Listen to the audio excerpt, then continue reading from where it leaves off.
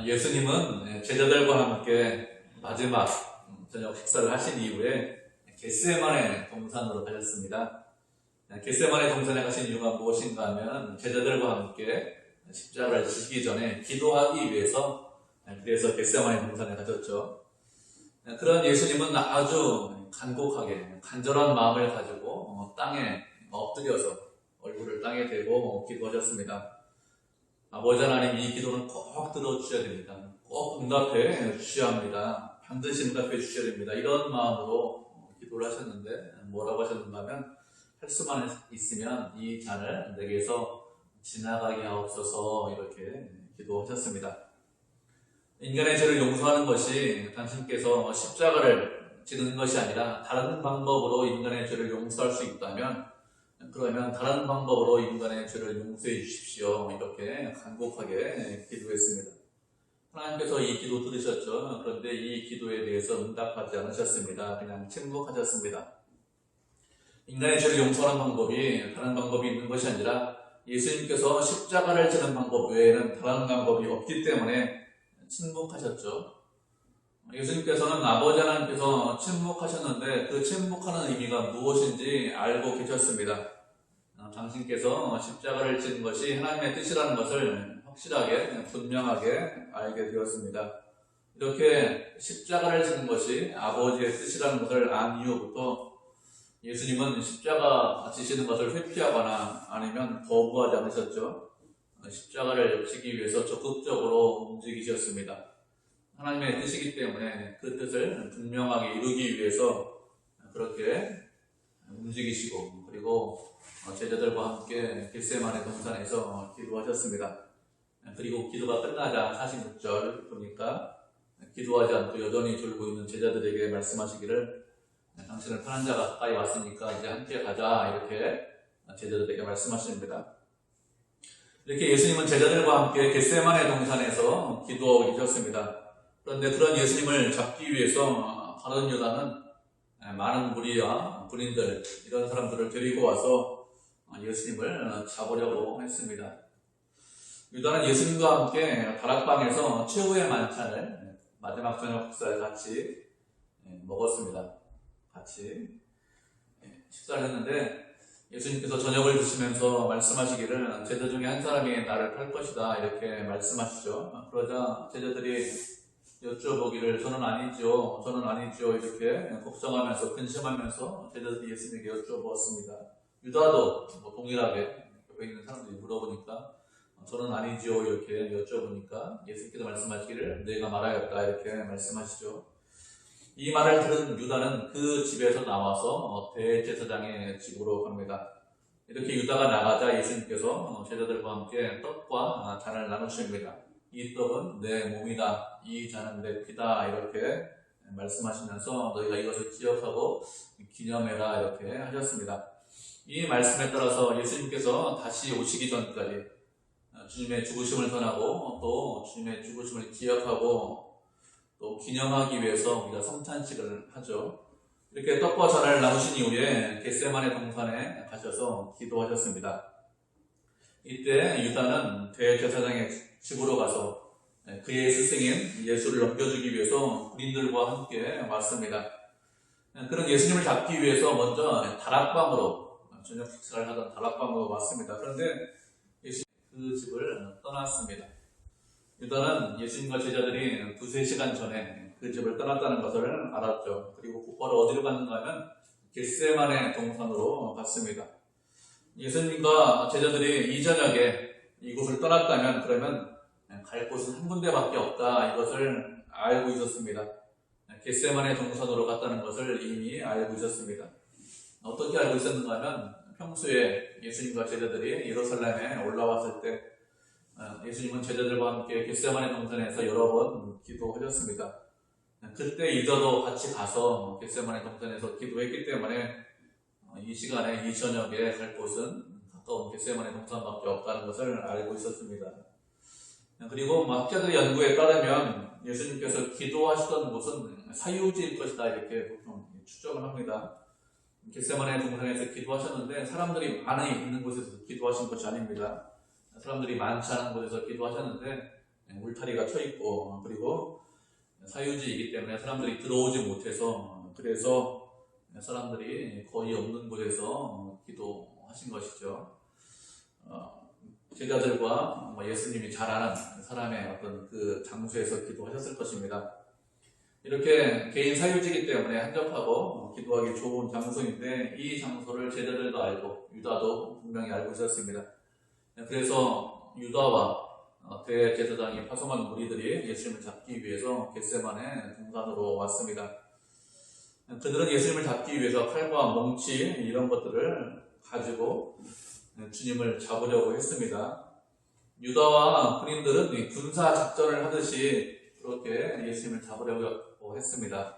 미리 예수님을 잡기 위해서 군호를 짰습니다. 사전에 유다가 군인들하고 약속을 합니다. 왜 약속을 하는가 하면 다른 사람이 아니라 여러 사람인데 그 중에서 예수님을 잡아야 하기 때문에 그렇습니다. 그 당시는 지금처럼 전기가 있는 것이 아니죠. 밤중이고 어둡기 때문에 혹시 붙잡으려고 했다가 예수님이 아닌 다른 사람을 잡으면 어떻게 될까요? 예수님이 제자들과 함께 도망칠 수 있다, 이렇게 생각을 한 것입니다. 그렇게 되면 다시 예수님을 잡는 것이 그렇게 쉽지 않죠.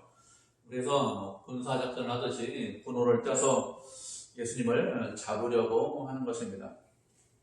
유다는 예수님 앞에 와서 랍비 안녕하십니까? 이렇게 인사하고 예수님하고 입을 맞춥니다. 랍비 안녕하십니까? 이렇게 인사를 하는데, 랍비라는 말이 무슨 뜻이냐? 아주 존경하고 아주 공경하는 그런 스승한테 붙이는 말이 랍비입니다. 그런데 유다는 그렇게 예수님을 존경하지 않아요. 존경하면 팔 리가 없죠. 존경하면 일반 스승도 팔자는데 별로 존경하지 않으면서 스승을 팔아넘기려고 하면서 뻔뻔하게 랍비여 안녕하십니까? 이렇게 예수님을 부르고 있습니다. 그리고 예수님에게 입맞추자 예수님께서 무엇이라고 말씀하십니까? 친구여, 내가 무엇을 하려고 왔는지 그것을 행하라고 하십니다. 그러자 예수님을 사람들이, 군인들이 붙잡았습니다. 무슨 뜻이냐? 예수님께서 허락하시자, 그러자 예수님께서 허락하시자 군인들이 예수님을 붙잡은 거죠. 그 전에는 붙잡을 수 없었습니다. 요한복음 말씀에 보면 조금 더 자세히 설명되어 있습니다. 예수님께서 말씀하시기를 너희가 누구를 찾느냐 이렇게 물어보십니다. 그러자 나사렛 예수를 찾는다 이렇게 그들이 대답을 합니다. 예수님께서 말씀하시기를 내가 그니라 이렇게 말씀하시자 그들이 어떻게 됩니까? 그들이 물러가서 땅에 엎드려졌다 이렇게 요한복음에 기록되어 있습니다. 물러가서 땅에 엎드려졌다는 것은 내가 그니라 이렇게 말씀하실 때 한 몇 미터 날아가서 그래서 땅에 확 부러졌다 이렇게 생각하시면 돼요. 말씀 한마디 하니까 확 날아간 겁니다. 그래서 땅에서 꼭 부러졌는데, 그런데 그 사람들이, 군인들이 아무리 많이 와서도 그런 예수님을 잡을 수 있을까요? 아무도 잡지 못하겠죠. 허락하셨기 때문에 잡히신 것입니다. 무슨 뜻입니까? 하면은 모든 것이 하나님께서 허락하셔야 그래야 그것이 이루어진다 이런 뜻입니다. 이 세상에서 일어나는 모든 일, 하나님의 허락 없이, 하나님의 뜻 없이 이 세상에서 일어나냐, 그런 것은 없습니다. 모든 것이 하나님 안에 있습니다. 우리가 이 땅을 살면서 고난과 어려움을 상당히 많이 당하는데, 고난과 어려움을 당하면서 생각하는 것이 무엇인가 하면, 하나님께서 과연 내 고난을 알고 계실까, 내 어려움을 알고 계실까, 내가 고민하고 잠 못 이루고 눈물을 흘리는데 과연 이거 알고 계실까? 이런 생각을 많이 하죠. 그거 만약에 알고 계신다면 그러면 왜 내 기도에는 응답하지 않으시는가? 내가 이렇게 괴로운데 눈물을 흘리는데 왜 가만히 계실까? 이런 마음이 들 때가 있습니다. 처음부터 이런 마음 드는 건 아니고 고난이 오래되면, 고통이 오래 시간 지나면 그러면 이런 마음이 들죠. 특히 또 고난의 끝이 잘 보이지 않으면 이런 마음이 듭니다. 하나님에 대해서 원망하고 탄식할 때가 있습니다. 그런데 하나님께서 우리의 처지와 형편을 모르시느냐? 그렇지 않습니다. 우리의 처지와 형편, 우리의 모든 상황 이런 것들을 다 알고 계십니다. 하나님께서 허락하셨기 때문에 우리가 만나는 그런 불안, 그런 어려움이 우리에게 일어나는 것이죠. 하나님께서 허락하지 않은 것이 아닙니다. 허락하셨습니다. 우리가 말씀 한 구절 보도록 하겠습니다. 욥기 1장 6절부터 12절까지 말씀 보도록 하죠. 욥기 1장 6절부터 12절까지입니다. 욥기 10편이니까 10편 전이죠. 1장 6절부터 12절까지 한 절씩 읽고 마지막 절 합독하도록 하겠습니다. 욥기 1장 6절 제가 먼저 읽도록 하겠습니다. 하루는 하나님의 아들들이 와서 여호와 앞에 섰고 사탄도 그들 가운데 온지라. 여호와께서 사탄에게 이르시되 네가 어디서 왔느냐 하니 여호와께서 사탄에게 이르시되 내가 내 종 욥을 주의하여 보았느냐. 그와 같이 온전하고 정직하여 하나님을 경외하며 악에서 떠난 자는 세상에 없느니라.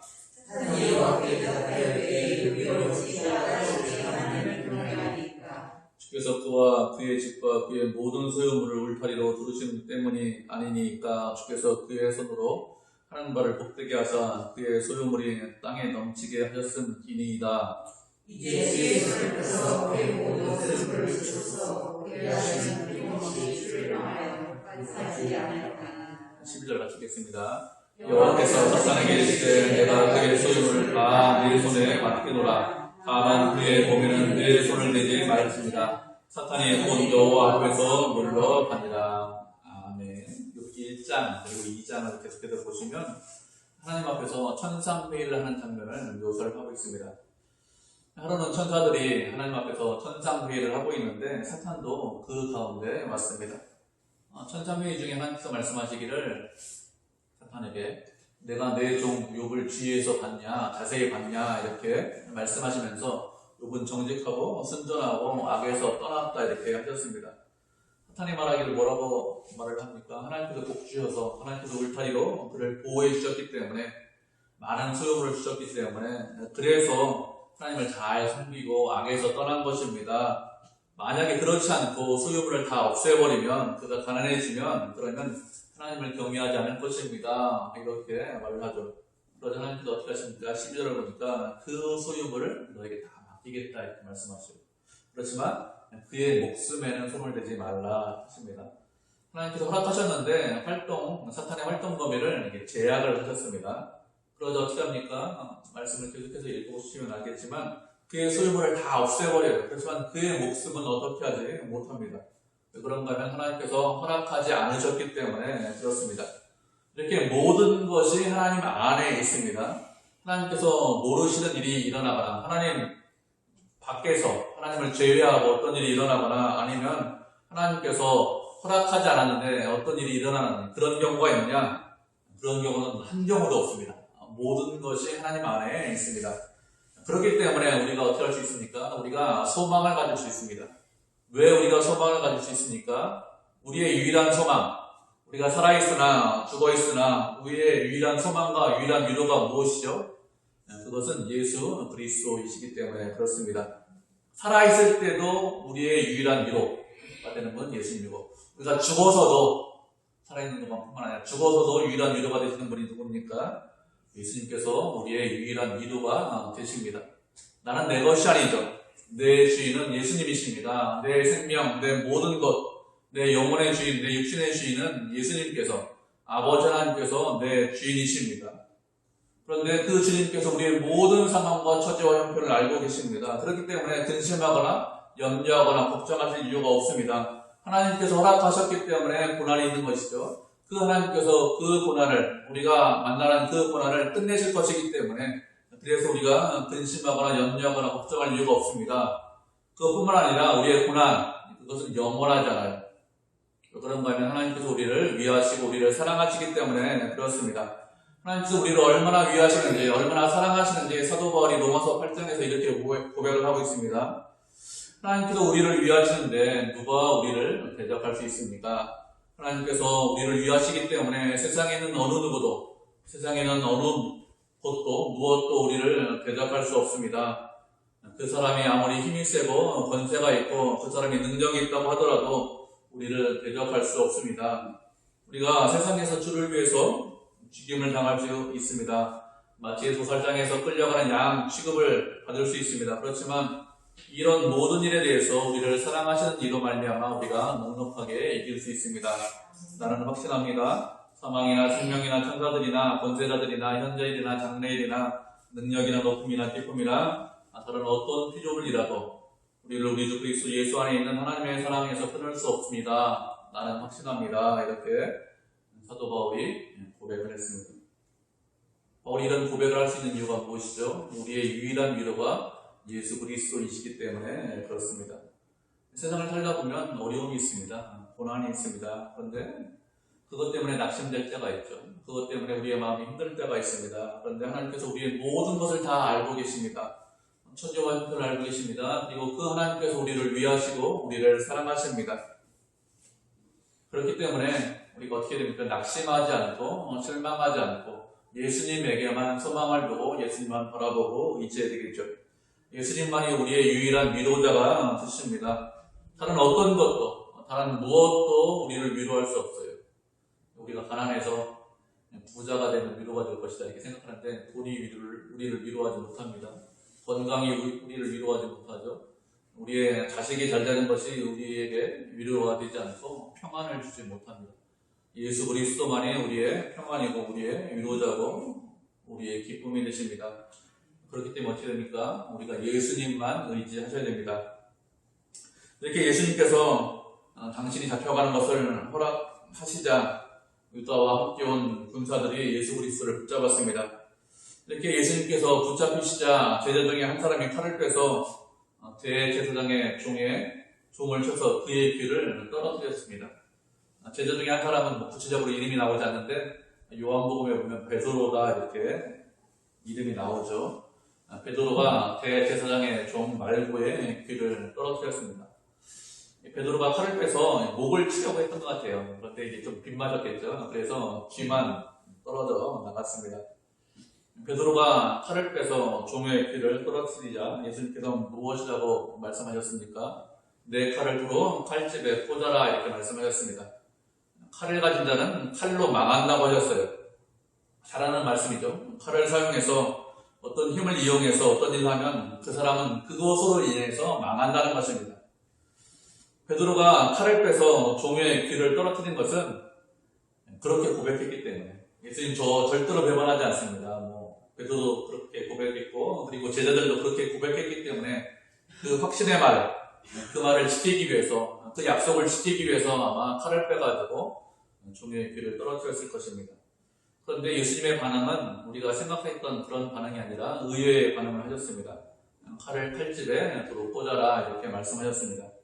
칼을 사용하지 말라 이렇게 말씀하셨는데 이렇게 말씀하신 이유가 무엇인가 하면 하나님의 나라는 세상에 있는 어떤 힘이나 무력이나 어떤 능력 다른 것을 가지고 하나님의 나라, 당신의 나라를 이룰 수 없기 때문에 이런 말씀을 하시는 것입니다. 우리는 하나님의 나라를 이 땅에서 이룰 때 내가 가지고 있는 힘이나 능력이나 칼이나 어떤 무엇을 가지고 하나님의 나라를 이룰 수 있다 이렇게 생각합니다. 그래서 그것을 사용하려고 하죠. 칼이 있으면 칼을 휘둘러서 그래서 하나님의 나라를 이루겠다 이렇게 생각합니다. 그런데 예수님께서 무엇이라고 말씀하셨습니까? 그렇게 하지 말라 이렇게 말씀하시고 53절에 보니까 내 아버지께 구해서 그래서 12군단도 더 되는 그런 천사들을 보내게 할 수 있다, 보내달라고 요청할 수 있다 이렇게 말씀하셨습니다. 한 군단, 로마 부대의 한 군단이 어느 정도냐? 6,000명이 한 군단입니다. 그렇기 때문에 12군단이면 천사 72,000명을 보내달라 이렇게 하나님께 요청할 수 있다 이렇게 말씀하신 것입니다. 그러면 천사 한 명이 어느 정도 힘이 쓸까요? 천사 한 명이 어느 정도 힘이 센지 역대하 32장에 보면 이렇게 말씀하고 있습니다. 시기야 왕 시절에 아수르의 군대가 사네립이 아수르의 군대를 이끌고 와서 예루살렘 성을 포위하죠. 그 사네립이 이스라엘 백성들을 비방하고 이스라엘 백성을 위협하고 하나님을 비방했습니다. 그러자 하나님께서 천사 하나, 한 천사를 딱 내려보냅니다. 그랬더니 천사 하나가 하룻밤 사이에 그 군대에 있는 모든 진영에 있는 사람들, 큰 용사, 지휘관들, 그리고 병사들을 다 멸했습니다.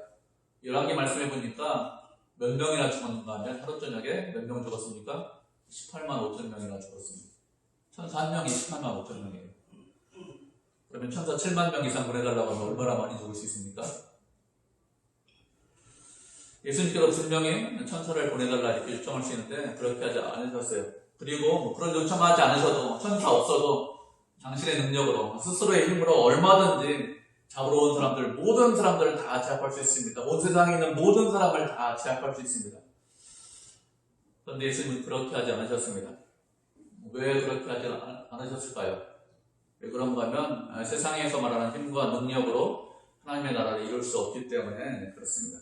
우리가 말씀을 한 구절 살펴보도록 하겠습니다. 갈라디아서 6장 7절과 8절 말씀입니다. 갈라디아서 6장 7절 8절입니다.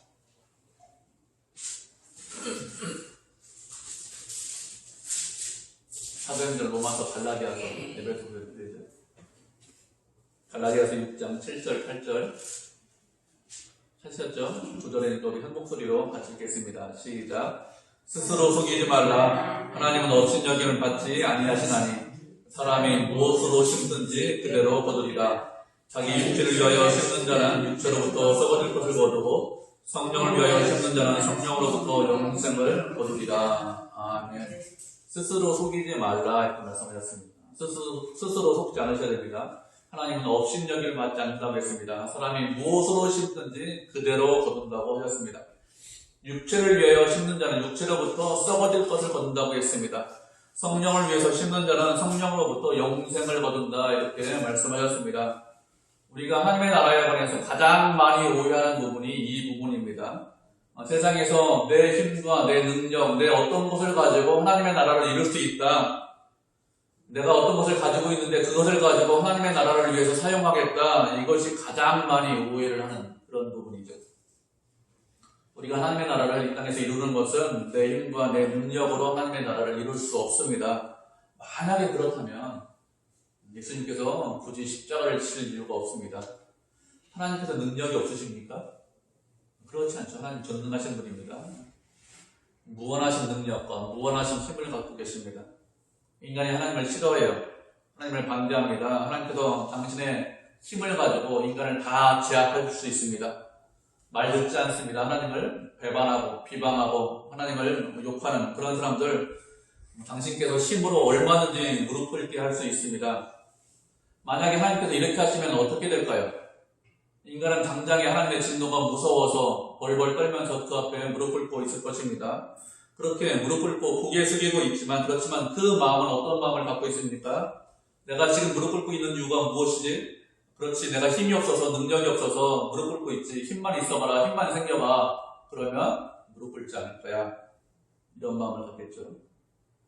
하나님께서 힘으로, 세상에서 말하는 힘으로 세상을 통치하시면 그러면 얼마든지 사람들을 무릎 꿇게 할 수 있습니다. 어느 누구도 하나님에 대해서 비방하지 못하죠. 그렇지만 이런 고백은 듣지 못하십니다. 하나님, 제가 하나님을 사랑합니다. 이런 고백을 어느 누구에게도 듣지 못하십니다. 그런데 우리의 유혹은 무엇입니까? 하나님께서 능력을 발휘하셔서 힘을 발휘하셔서 이 땅에 있는 모든 사람들, 하나님에 대해서 대적하고 하나님을 모른다고 하고 하나님을 비방하는 모든 사람들을 다 좀 쓸어버렸으면 그러면 좋겠다 이런 마음이 있습니다. 베드로처럼 칼을 가지고 세상에서 하나님을 대적하는 사람들을 다 베버렸으면 좋겠다 이런 마음이 있죠. 대제사장들, 장로들 얼마나 힘이 있냐. 너희들이 감히 예수님을 잡으러 와? 그 인간들은 다 없애버려야 돼. 다 쓸어버려야 돼. 이런 마음이 있습니다. 그래서 이 땅에서 남아있는 사람들이 하나님만 믿고 의지하는 사람들만 남아있었으면 좋겠다 이렇게 생각할 때가 있습니다. 이렇게 하세요. 나중에. 지금 안 하시고 나중에 하십니다. 언제 하십니까? 예수님께서 다시 오시면 그러면 그때 하십니다. 그때 하나님을 대적하고 하나님을 모른다고 부인하는 모든 사람들, 그런 사람들은 멸망할 것입니다. 그런 사람들은 지옥불에 던져질 것이죠. 그렇지만 그전에는 어떻게 하십니까? 이 땅에서 하나님께서 어떻게 일하십니까? 칼을 휘두르는 것이 아니라 다른 사람을 정죄하고 다른 사람을 죽이고 다른 사람을 없애는 것이 아니라 이 땅에서 십자가를 지는 것, 그것이 하나님께서 일하시는 방법입니다. 예수님께서 이 땅에 오신 이유가 무엇이죠? 섬김을 받기 위해서 그래서 오신 것이 아니라 섬기기 위해서 오셨습니다. 많은 사람의 대성물로 당신의 목숨을 주기 위해서 그래서 이 땅에 오셨습니다. 그렇기 때문에 우리도 어떻게 됩니까? 이 땅에서 내가 칼을 휘둘러서 하나님의 나라를 이루겠다 이렇게 생각하지 않으셔야 됩니다. 내가 가지고 있는 무엇을 가지고 하나님의 나라를 이루는 것이 아니라 어떻게 하나님의 나라를 이룹니까? 하나님을 의지해서, 성령 하나님을 의지해서 하나님의 나라를 이루어야 합니다. 성령 하나님을 의지해서 십자가를 지면, 십자가를 날마다 지고 예수님을 본받아 살면 그러면 하나님의 나라를 이 땅에서 이룰 수 있습니다. 그런데 우리는 어떻게 하죠? 우리는 칼을 휘두르는 것에 익숙해요. 왜 그런가 하면 세상은 다 그렇게 칼을 휘두르기 때문에 그렇습니다. 내가 가지고 있는 칼을 휘둘러서 힘을 얻고 세력을 얻고 그 세력으로 그래서 상대방을 쓸어버리자, 밀어버리자, 그것이 세상의 방법입니다. 타락한 인간은 다른 사람을 죽이고 다른 사람을 힘으로 누르고 다른 사람을 없애는 것이 익숙하지 그렇지 않고 십자가를 지는 것이 익숙하지 않습니다. 십자가를 지는 것은 우리의 본성으로는 허락하지 않고 본성으로는 인정하지 않는 방법입니다. 그렇기 때문에 하나님의 나라를 이룰 때는 내 힘과 내 능력으로는 안 돼요. 어떻게 됩니까? 하나님을 힘입어서 해야 됩니다. 그렇지 않으면 어떻게 될까요? 그렇지 않으면 처음에는 칼을 휘두르지 않고 칼을 감추고 있습니다. 칼을 숨기고 있다가 어떤 일을 하죠. 그런데 하나님을 의지하지 않고 계속해서 일하기 때문에 마침내는 칼을 휘두르게 되어 있습니다. 결국에서 칼을 휘두르면 어떻게 됩니까? 칼로 망한다 이렇게 말씀했습니다. 휘두른 자는 그걸로 망한다고 했습니다.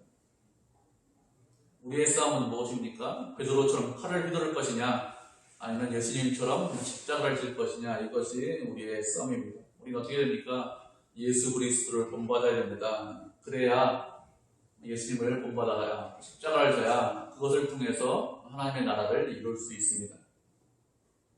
예수님께서 12군단도 더 되는 천사를 보내달라 이렇게 요청할 수 있다고 말씀하셨습니다. 그리고 그 이후에 무엇이라고 말씀하셨습니까? 본문 읽어보죠. 54절부터 56절까지 말씀, 마태복음 26장 54절부터 56절까지 말씀 우리 한 목소리로 같이 읽어보겠습니다. 54절부터 56절까지 말씀 같이 읽겠습니다. 시작. 내가 만일 그렇게 하면 이런 일이 있으리라 성경이 어떻게 이루어지겠느냐 하시더라. 그때 예수께서 우리에게 말씀하시되 너희가 강도를 잡는 것 같이 칼과 몽추를 가지고 나를 잡으러 나왔느냐. 내가 날마다 성전에 가르쳤을 때 너희가 나를 잡지 아니하였도다. 그러나 이렇게 된 것은 다 선지자들의 글을 이루려 함이니라 하시더라. 이에 제자들이 다 예수를 버리고 도망하니라. 아멘. 예수님께서 12군단도 더 되는 천사를 보내달라고 하시면 그러면 이런 일이 있을 것이라고 한 성경을 어떻게 이루겠느냐 이렇게 말씀하셨습니다. 예수님께서 무엇을 말씀하십니까? 예수님의 관심은 무엇이죠? 하나님의 뜻이 이 땅에서 이루어지는 것, 그것에 대해서 관심을 갖고 계십니다. 예수님께서 천사를 보내달라 이렇게 요청하면 그런데 어떻게 된다고요? 하나님의 뜻을 이 땅에서 이룰 수 없기 때문에 얼마든지 요청할 수 있는데 그렇게 요청하지 않으신 것이죠.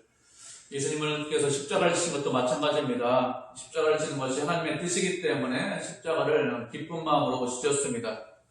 십자가 지는 것을 회피하지 않으셨습니다. 얼마든지 회피하실 수 있죠. 얼마든지 힘과 능력을 동원해서 내가 안 잡히고 그리고 십자가를 지지 않을 수 있습니다. 그런데 그렇게 하는 것은 하나님의 뜻을 이루는 것이 아닙니다. 예수님의 관심은 무엇이죠? 이 땅에서 하나님의 뜻이 이루어지는 것, 그것이 예수님의 관심입니다. 그렇기 때문에 우리도 무엇을 가지고 관심을 갖고 있어야 됩니까? 이 땅에서 하나님의 뜻이 이루어지는 것, 그것이 우리의 관심이 되어야 됩니다. 우리만 그런 것이 아니라 이 땅에서 믿음으로 사는 사람들, 모든 사람들은 무엇이 최종 관심이죠? 인생의 관심이 무엇입니까? 하나님의 뜻이 이 땅에서 이루어지느냐, 이루어지지 않느냐, 어떻게 이룰 것이냐, 이것을 관심을 가지고 이것이 인생의 목표를 가지고 사람들이 살았습니다. 우리 말씀을 보도록 하겠습니다. 히브리서 11장 32절부터 40절까지 말씀 보도록 하겠습니다. 히브리서 11장 32절부터 40절입니다. 한 절씩 교독하도록 하겠습니다. 히브리서 11장 32절부터 40절까지 한 절씩 교독하고 마지막 절 같이 합독하도록 하겠습니다. 32절 먼저 읽겠습니다. 내가 무슨 말을 더하리요? 기드온, 바락, 삼손, 입다, 다윗 및 사무엘과 선지자들의 일을 말하려면 내게 시간이 부족하리로다. 그들은 믿음으로 나를 이루며 이를 강구하며 약속하며 사자들을 일어나서 불의 세력을 멸하기도 하며 크다를 피하기도 하며 연약한 자 가운데서 강하게 되기도 하며 전쟁에 용감하게 되어 이방 사람들의 진을 물리치기도 하며 그들은 자기의 신자들을 부활로 받아들이며 또 너희들은 더 좋은 말을 못하여 자신의 분을 받되 사이 필요하기를 원하지 아니하였으며 또 어떤 이들은 조롱과 지식뿐 아니라 결박과 옥에 갇히는 시련도 받았으며 부르신 것과 토록 기도와 시험과 발로 주를 당하고 양가 요새 탑을 입고 위리하여 궁금과 얼마나 받았으니 이런 사람은 세상이 감당하지 못하느니라. 그들이 광야와 산과 동굴과 토굴에 유리하였느니라. 이 사람들은 나 믿음으로 말미암아 선물을 받았으나 약속에서 상속하였으니 마지막까지 같이 합독하도록 하겠습니다. 이는 하나님이 우리를 위하여 더 좋은 것을 예비하였은즉 우리가 아니면 그들로 온전함을 이루지 못하게 하려 하십니다. 아멘. 히브리서 11장 믿음장이잖아요. 믿음으로 산 사람들을 번에서 말씀하고 있습니다. 믿음으로 나라를 이기고 일을 행하고 사자들의 입을 막기도 하고 불의 세력을 멸하기도 하고 칼을 피하기도 하고 여러 일들을 행했다고 했습니다. 칼로 이렇게 했다 이렇게 말씀하고 있지 않죠? 믿음으로 이런 일을 했다고 했습니다. 다른 사람을 죽이는 것이 아니라 믿음으로 했습니다. 그런데 어떤 이들은 더 좋은 구원을 얻기 위해서 심한 고문을 받았지만 풀려나지를 않았습니다. 어떤 이들은 감옥에 가고 조롱을 당하고 채찍질을 당하고 표를 당하고 양과 소의 가죽을 뒤집어 쓰고 유리하고 궁핍과 환난과 박해를 받았습니다. 산으로 굴로 유리방황하면서 다녔습니다. 그렇지만 그들을 세상에 감당하지 못했다고 했어요. 우리의 믿음의 조상들, 믿음의 선조들이 이렇게 산 이유가 무엇입니까? 하나님의 뜻을 이 땅에서 이루기 위해서 이렇게 살았습니다. 하나님의 영광을 위해서 예수님께서 십자가를 지신 것처럼 그들도 믿음으로 십자가를 지고 살았습니다. 칼로 세상을 바꾸지 않았습니다. 돈으로 세상을 바꾸지 않았다니까요. 힘과 능력으로 세상을 바꾸지 않았습니다. 믿음으로 각자의 삶의 자리에서 살았습니다. 그렇게 세상에서 궁핍과 환난과 박해를 받았지만 세상이 그들을 어떻게 하지 못했습니다. 우리도 이런 삶을 살아야겠죠. 히브리서 10장 마지막에는 무엇이라고 했습니까? 뒤로 물러가면 내 마음이 그를 기뻐하지 않는다고 했습니다. 뒤로 물러가면 하나님의 뜻대로 살지 않으면 하나님의 뜻을 이루면서 살지 않으면 하나님께서 그 사람을 기뻐하지 않는다 이렇게 말씀하셨습니다. 우리도 믿음의 선배들처럼 세상이 감당하지 못하는 그런 사람들이 되어야 됩니다. 그것이 하나님의 뜻입니다. 내 힘으로, 내 능력으로, 내 칼로 하나님의 나라를 이루겠다 이렇게 하는 것이 아니라 주님께서 주시는 은혜와 능력으로 하나님의 나라를 이루겠습니다. 십자가를 지겠습니다. 하나님의 나라를 이 땅에서 이루면서 살겠습니다. 이렇게 살 때 하나님께서 기뻐하십니다. 내 힘으로 칼로 하나님의 나라를 이루겠습니다. 이렇게 한 제자들 어떻게 했습니까? 인간의 힘과 인간의 능력으로 이루지 못하기 때문에 결국에는 다 도망갔습니다. 하나님의 나라를 이루려고 했지만 칼을 휘둘렀기 때문에 칼로 이루려고 했기 때문에 자신들의 뜻대로 제자들이 원하는 대로 예수님께서 기적을 행하지 않자, 이적을 행하지 않자 어떻게 합니까? 예수를 버리고 도망가죠. 칼을 휘두르는 사람들은 다 이렇게 됩니다. 우리도 내 인간의 능력으로 하나님의 뜻을 이루겠습니다. 하나님의 나라를 위해서 헌신하겠습니다. 이런 마음을 가지면 결국에 도망칠 수밖에 없겠죠. 하나님의 나라는 그냥 이루어지는 것이 아닙니다. 오직 성령의 능력으로만 이루어지는 나라이기 때문에 그렇습니다. 우리는 이 땅에서 칼로 하나님의 나라를 이루는 것이 아니라 하나님의 뜻대로 십자가를 지고 그리고 성령의 능력으로만 제가 주님을 따라가겠습니다. 주님을 닮아가겠습니다. 믿음으로 살겠습니다. 이렇게 하나님께 영광을 돌려서 그래서 주님의 뜻을 이루는 주님의 영광을 위해서 사는 믿음의 성도, 은혜의 성도가 되시기를 주님의 이름으로 축복을 드립니다.